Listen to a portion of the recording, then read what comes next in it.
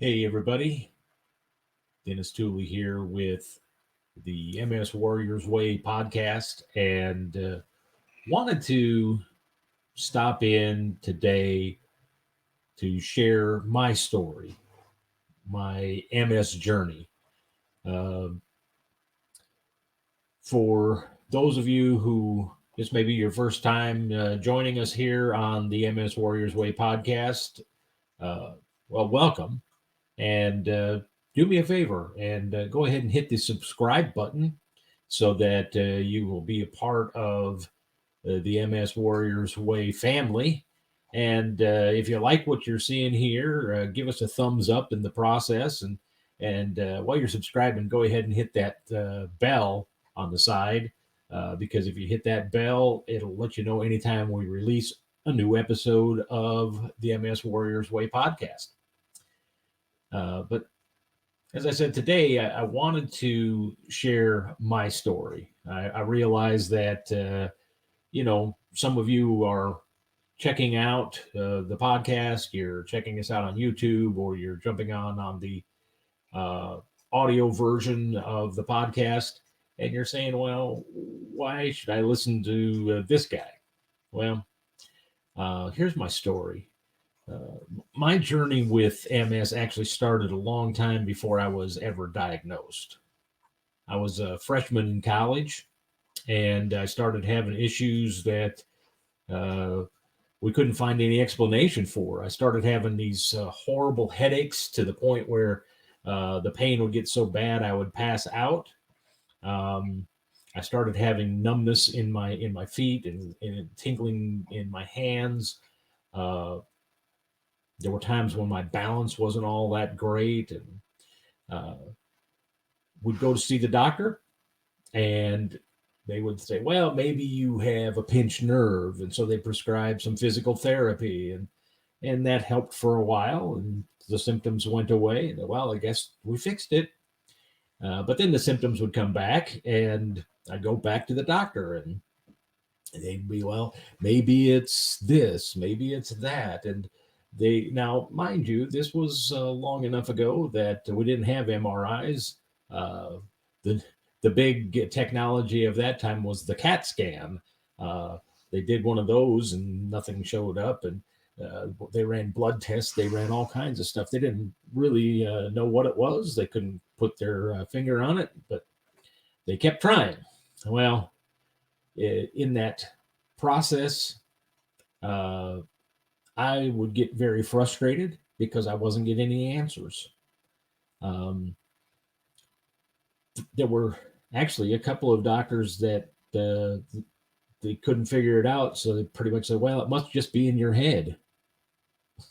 Well, the reality is later on we found out it truly was in my head, but that wasn't what they were going for. Um, at one point, my parents wanted me to go see a doctor that was uh, a naturalist, chiropractic, herbalist. Well, I don't really know. He was a very unique person to say the least. I do remember this. He uh, he looked me in the eyes and he said, "I think you have a propensity to develop multiple sclerosis." I didn't know what multiple sclerosis was. In fact, to be real honest, as a freshman in college, I didn't know what the word propensity was. Had to pull out my dictionary and look for that one. But yeah, he said, "You have a propensity to develop MS." And I was like, okay, I don't know what that means. So I went home to do a little bit of research and a little bit of try to get some understanding of what that was. I do remember in that conversation with this doctor, he told me of someone that he was treating at that point that had MS that was confined to a wheelchair, and that kind of scared me. I didn't. I mean, I was in the prime of my life. I was playing basketball, and I was attending a small college. They were an NAIA league team. They weren't in the NCAA, but I was playing some basketball. I was really kind of thinking I was all that in a bag of chips. And so I was thinking, man, I got my life ahead of me and I don't want to be in a wheelchair and I don't know what. Well, as time went on, I would see more doctors and they would run more tests, and uh, more doctors said it was just must be psychological, must be in your head. And I just got tired of not knowing answers. And so I kind of stopped talking about it and stopped worrying about it and just thinking that maybe this truly was in my head. Maybe I was just being a big baby. Just kind of didn't want to deal with it. And that's pretty much how 20 years passed. So fast forward to 2003. In 2003, I started having symptoms. Only now there were some new symptoms that popped up. Um, my vision started getting hinky. I started having kind of this stuttering in my peripheral vision. I would think I would see something, and when I'd look to see what it was, there was nothing there, and it was a bit concerning. I started getting some double vision, and that was a bit concerning as well. Now, I'm a guy, so I didn't just run out to the doctor and say, "Hey, something's new going on." I just kind of kept that to myself. Again, didn't want to deal with them saying I was crazy, and I didn't want to go pay for not having any answers. One day I was stopping to get something to drink and pulled into a convenience store, and I almost ran over a woman. Now, she was coming away from the gas pumps and going into the store, and I was pulling in, and it scared me to death that I just about hit her. I jumped out of my truck and apologized for almost running over her, and she looked at me like I was crazy. She was like, "You weren't anywhere close to me. Get away from me, you crazy man." The reality was, I probably wasn't all that close to her, but I couldn't tell, and I didn't know for certain, and it scared me to death because I could have killed her. I couldn't trust my own vision anymore, and so that compelled me to go sit down with my primary care physician. And as we sat down with the doctor, he ran a bunch of diagnostics tests in the office and clinical things and all that. And then he said to me, he said, I want to schedule you for an MRI, and I want to run a few other tests to rule something out. Don't you love it when they say that? We're going to rule something out. I think that's doctor code for, hey, I think you're screwed. I don't know, because when they say that, they're leaning pretty hard on something they think is happening, but they want to make sure, so they're going to run these tests. Well, he scheduled the MRI, and I had a vision evoke response test, which is kind of a fun one. If you've never had it, basically you're put into a kind of a dark room. They have a little small black and white TV with a little small dot in the middle of the TV screen, and they tell you to focus on that little dot.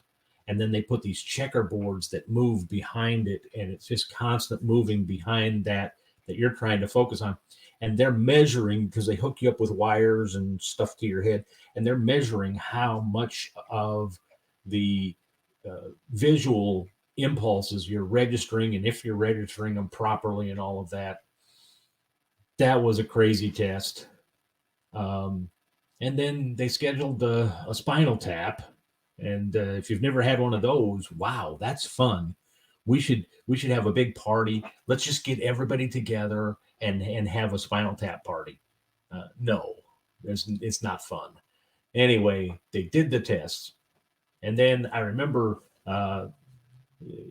my doctor had referred me to a neurologist to talk about the results.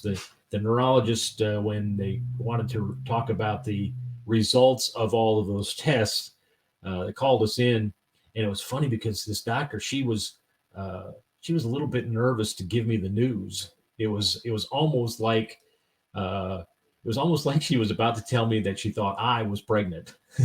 She didn't know how I was going to handle the news of this bundle of joy, So, yeah, she set us down and just, well, we're gonna diagnose you with I'm kind of like, give it out, ladies, come on, tell me what's going on.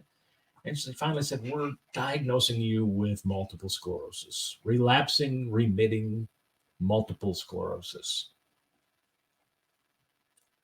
I'll be honest, I was relieved to get the news. It's probably the first time I ever got news that somebody might think was bad news, and I was happy to get it because finally, after all these years, I was getting an answer for what was going on, and I could develop a plan to deal with that, and I could develop a plan of action to go and fight it. And so there I was in 2003, diagnosed with multiple sclerosis.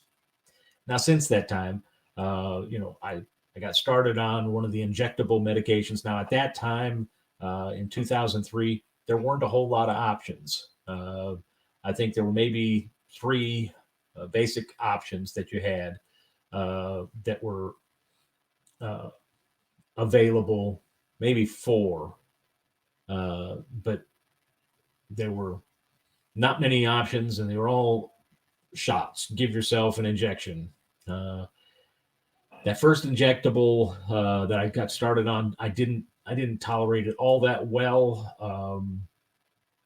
I mean, it definitely had injection site reactions from that, but then I started having some issues with how the medication was actually impacting me. Um, it was messing with my short term memory. Uh, Actually, mixed with some of the other medicine that they were having me on, and all of that, I had a bout of what they referred to as transient global amnesia, which is really scary in the fact that I couldn't remember who I was. Uh, didn't recognize my wife, didn't recognize my son, didn't recognize my own dog. It was well, quite honestly, for me, it wasn't all that scary, other than the fact that I didn't know anybody, and that annoyed me. But it was terrifying for my family when that happened. Um, but they gave me, large doses of steroids and some changed my medication, took me off of the injectable that I was on, and moved me to another injectable medication to deal with that. And this new medication I tolerated quite well, actually. Still had some of the site reactions where I had to give myself the shot, but for the most part, I tolerated that very well. In fact, I stayed on that medication for about 8 years and thought I was doing quite well. But then symptoms and new symptoms started coming around that we couldn't explain. Um, and it became evident that maybe that injectable medication was no longer keeping pace with the disease. Um, at one point, uh, glitch had developed in my brain where my eyes and my brain weren't communicating to each other, and I went completely blind. And I know there are a lot of people that be like, "Wow, that has to be scary." Well, I'm a comedian, and I always look for the funny in everything, and so even when I went blind, I looked for the funny. See what I did there? Went blind and started looking. Okay. Anyway, I didn't say I was a good comedian, did I? No. Anyway, yeah, it was the night that I was in the emergency room when I went blind. Literally, I'm sitting there in the emergency room, and I said to my wife and whoever else was there, said, "Well, the good news is they have Braille on the side of the highway, so I can still drive." Yeah, you get over on the side of the road, that's Braille for, "Hey, you're about to run off the road." You get over on the other side, it's a little more urgent. That's Braille for, hey, you're about to run head on into that truck. What are you, blind? Yes, thank you for noticing. Anyway, yeah, those were the things that were happening. And so sat down with my neurologist that he is one of the great best. I say he's one of the best neurologists in the country. I don't know really if they have a ranking system. It's not like the NBA where well, he's the Michael Jordan of neurology. Welcome, Dr. Matson. No, uh, but he's a great guy and kind of knows what's going on. And so we sat down and we talked, and he said, there's a new medicine that's coming out. I think you might do well on. And we talked about it, and we literally sat down and talked about all of the side effects that come with the medication and how it treats the disease differently than the other medications that are out there. And the part that was encouraging or interesting to me was that it's a twice a year infusion, so no more shots. And that was the thing all along. I've been giving myself shots and dealing with those stinking site reactions and the welts and the bruised look. And you go to the beach and people are like, wow, his wife must beat him because he's all bruised up. Well, she doesn't beat me. She wouldn't even give me my shots, so I can't even blame her for the bruises. So anyway, made the switch over to this new medicine, and I'm actually doing really well on it. I still have my ups and downs. I still have days that I struggle, but the reality is I'm doing a whole lot better. And through it all, I will say that my wife and my son were always there and encouraging me and helping me when I need the help. Things happen through those years that I look back at and I say, I don't think anybody really should have to deal with that as a family member. And yet they were there in my corner. And I know there's so many people out there that I hear the stories of. They were diagnosed and their spouse left because they couldn't deal with the changes. They couldn't deal with the stress or the concern of the multiple sclerosis. Um, but I thank God that both my wife and my son were always there, kind of in my corner, cheering me on and helping me through the rough days. Um, and I will say this: if you are diagnosed with MS and you don't have a support group, find one. If you can't find one, start one. I actually started a group in the Greenwood area because I realized that there wasn't one right here on the south side of Indianapolis, and so I said, let's get one started. The MS Foundation, Multiple Sclerosis Foundation, has some great resources. The National MS Society has some great resources, training programs on how to run a support group and all that, and it's free. They don't charge you for any of it, and they'll help you promote that and stuff. So if you don't have a support group, by all means, start one. And if there's one, get out there and be a support to others. And in the process, you're going to find great support for yourself. And so I would encourage you to find a support group and get engaged in a system that will support you, whether it's your spouse or your children, or if it's other people with MS. At least you have somebody in your corner that understands what's going on, and they'll walk through the dark days with you. At the end of all of this, though, I will say this: there's two different things that I share with people all the time.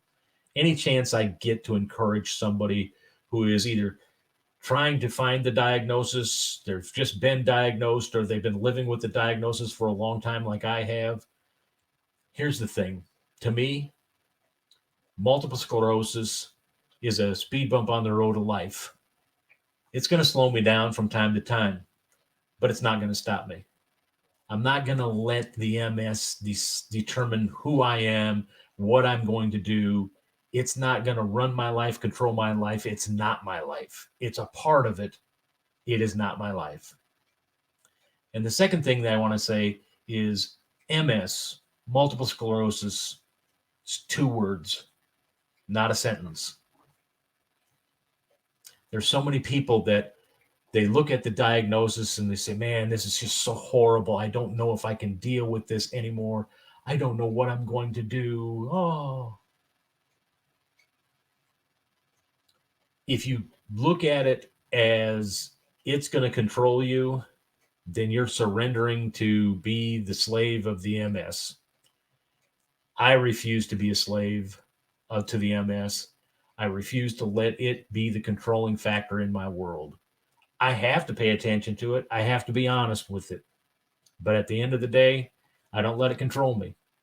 I decide how, when I get up, if I'm having a bad day, I'm going to decide to look for as much of the positive as I can. I'm going to look for ways to do as much as I can in those times. And I'm going to move on, and I'm going to thrive in spite of the disease. You can do that too. And so, people from time to time ask me, Dennis, why do you call your podcast the MS Warriors Way? Because I look at this as a battle against an invisible foe. The multiple sclerosis, you don't get to see it. It's chewing up the inside of your nervous system. So it's an invisible foe. And so as a warrior, I'm going to take a stand against it.